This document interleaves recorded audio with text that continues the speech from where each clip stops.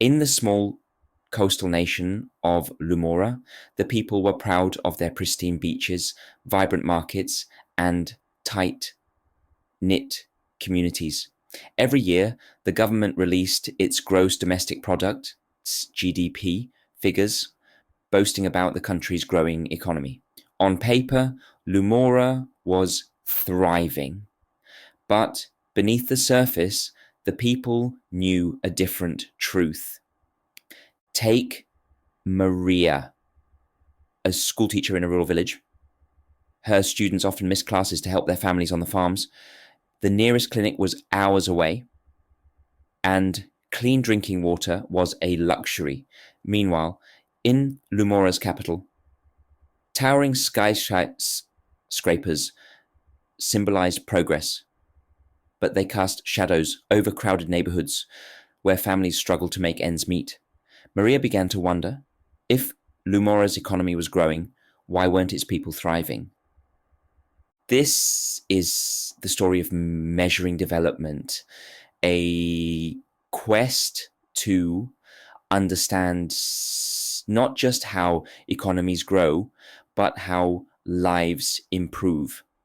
The first measure of development Maria heard about was GDP, the total value of goods and services produced in a country. Lumora's leaders celebrated GDP growth as a sign of success, pointing to booming industries like tourism and agriculture. But Maria realized that GDP didn't tell the whole story. It didn't show how wealth was distributed or whether people's basic needs were being met. In her village, many families lived in poverty, despite the nation's rising GDP.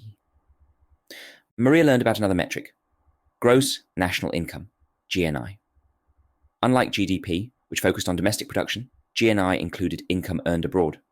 For Lumora, with many citizens working overseas and sending money home, GNI provided a clearer picture of the nation's total income. However, Maria still felt something was missing.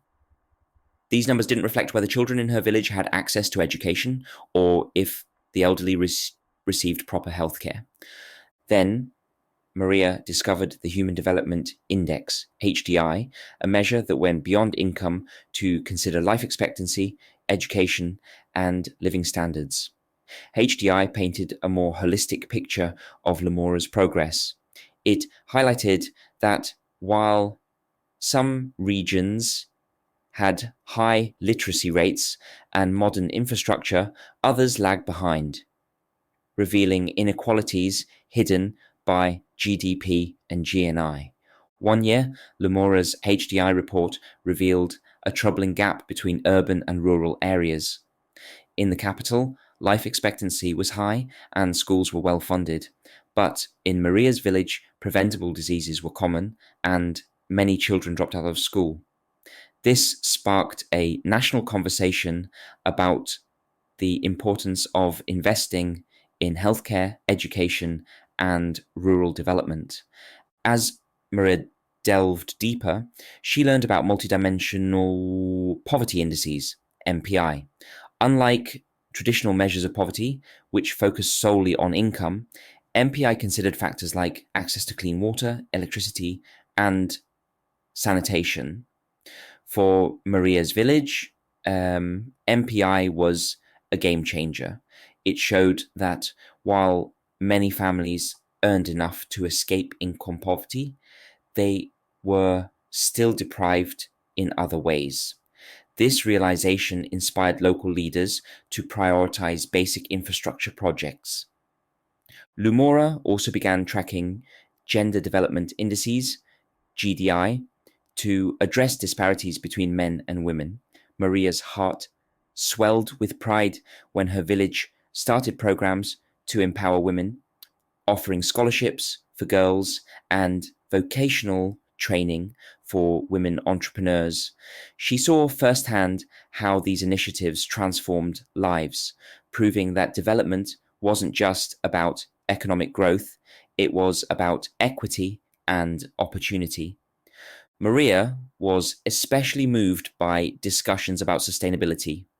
Lumora's economy relied heavily on fishing, but overfishing threatened the nation's future. Policymakers began incorporating sustainable development indicators, measuring progress in protecting the environment while growing the economy. Maria's students learned about conservation in school, ensuring that future generations would inherit thriving ecosystems. One day, Maria attended a community meeting where a government official spoke about subjective well-being indicators, which measured happiness and life satisfaction. This was a revelation.